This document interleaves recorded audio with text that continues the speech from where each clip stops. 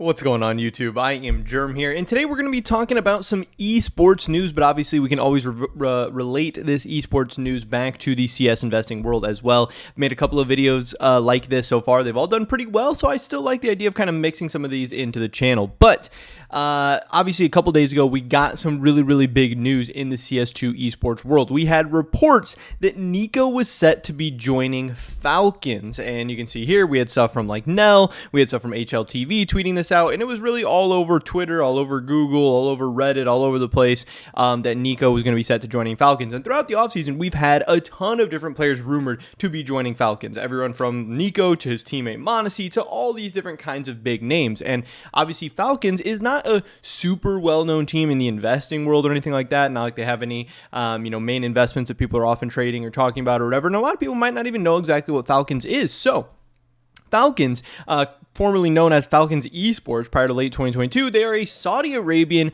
professional esports organization. They're a team that, especially in the West, isn't all that popular. The idea of this Saudi Arabian team coming in with, whatever people want to call it, blood money or this dirty money or whatever, and just throwing huge offers like we see in tons of sports right now. We see the Saudi Arabian kind of really takeover, like I said, of all these different sports, stuff like Neymar and Ronaldo and golf and all these different things. This huge money is coming in with these insane offers, and they're just really trying to take over the world, trying to take over the sports world, trying to take over the esports world. And obviously a lot of people don't want to see their favorite players kind of taken away, whether you're, your favorite European players, your favorite American players or whatever, taken away and sent to the Saudi Arabian team that it has the potential to really become a juggernaut, especially when they have unlimited loads of money, especially right now during the esports winter where many teams are struggling for cash, are losing money and can't really afford to keep bleeding money and are kind of running out of investors and cash and everything in general. So Falcons are in a prime position to really come in and sweep up a bunch of these players if the players are willing to go and if the teams are willing to come to agreements and deals and all that. But NiKo was at least allegedly or reportedly set to be joining the Falcons. It seems like G2 and the Falcons had agreed on a deal. Obviously, I'm sure G2 was going to be getting a huge bag. I'm sure Falcons were going to be getting a great player. And obviously, if the Falcons were going to get NiKo, it was going to increase their chances of getting Monacy, and it was going to increase their chances of getting all other kinds of big name players. NiKo is obviously, you can look here at his history in the top 20, has consistently been a top 20 player in the world, has consistently been a top 10, if not top 5 player in the world, and is still obviously a really good player. We don't know how things are going to change into CS2, but if you had to predict, you would have to guess that NiKo is still going to be one of the best. And any team that has him on it and a core of him on it and him as a leader and a veteran and just a really strong player, they're going to have a chance to be one of the better teams in the world, most likely, unless things get really crazy in CS2. But that all took a turn today. I'm recording this video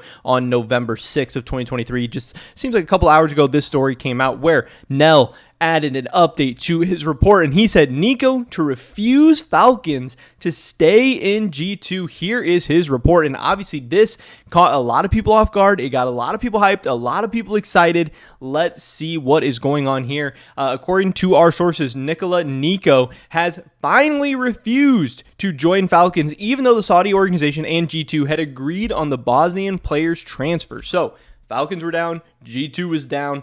It just left one final piece, NiKo giving the okay on this deal and saying that he was willing to go over and play for the Falcons and happy with the deal and all that stuff and the team and the roster. Who knows why exactly this deal fell through, but NiKo has turned this down, so it does officially look like he will be returning to G2, which again is a major hit to the Falcons, because having NiKo, again, not only would be a big boost to their roster just in general, having an amazing player, it would also make it a lot easier to get other players and maybe Monacy and maybe some other big names as well. So this is a huge hit.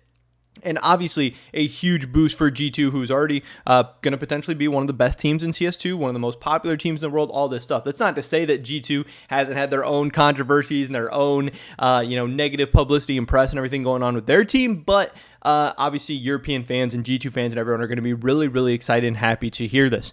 4 days ago, they reported that NiKo would be signing for Falcons. Two organizations agreed on the player's transfer, a multi-million-dollar transfer corresponding to his buyout. G2 would subsequently have already started looking for a successor, but according to our sources, an unexpected change has happened. NiKo has apparently turned down Falcons' offer. He'd like to stay with G2, where Monacy is also expected to continue playing.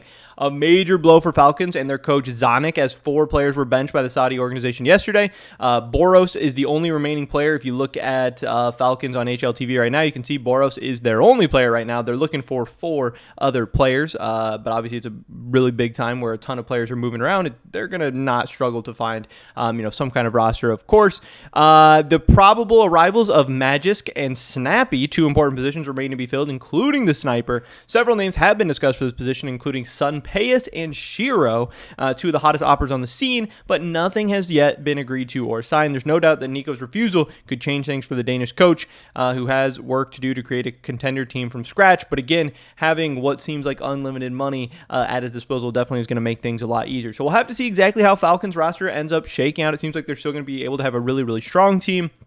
But obviously, having Nico or Monesi or a combination of the two would have made it insanely easier, and it's going to be much tougher to be, the best team in the world at this point under these conditions. But yes, this is very, very big news, and obviously this has affected things like stickers. I haven't really dove into all the different stickers and stuff like that yet, but so far, at least for the most recent Nico stickers, this is the Nico from Paris 2023, the Holo.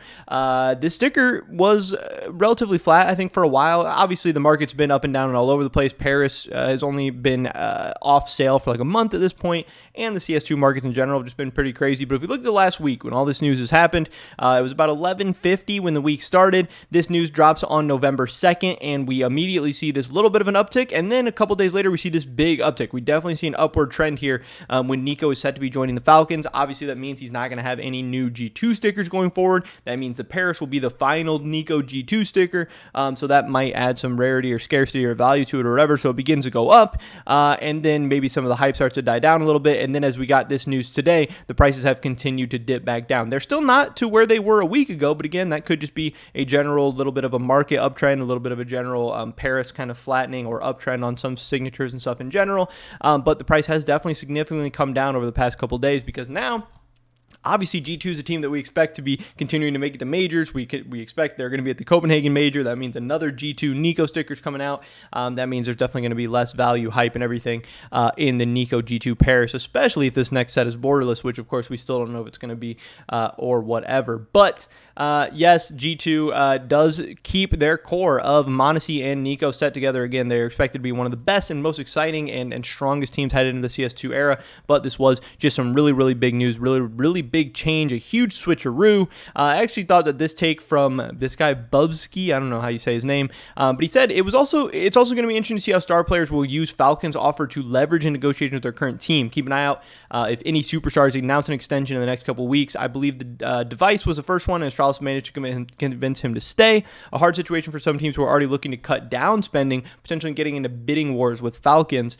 And hey, maybe this is what happened here with Nico. He said this is basically the case for Nico as he extended at G2. Again, he has this crazy offer from Falcons, and then he comes back to G2 like, hey, I could go take this crazy offer if you guys don't, bump me up or increase my bag or whatever. Again, that's all alleged. We don't know if that's what's happening, but Falcons does have this huge leverage on other teams, not only to steal their players away, but also to increase their bidding at a time when, again, esports spending is already really, really tough, and a ton of teams are losing money. So overall, this could be a negative for the whole ecosystem in a lot of ways, but obviously a huge advantage for Falcons if they do have a ton of money, even though so far they've struck out on these like major offseason signings. But Nico was set to go to Falcons. He's no longer. He's staying at G2. This is definitely a huge day, a huge story, and overall a huge win for Western CS fans, European CS fans, and obviously G2 fans. But pretty much it was video today, guys. Hopefully I catch you in the next one.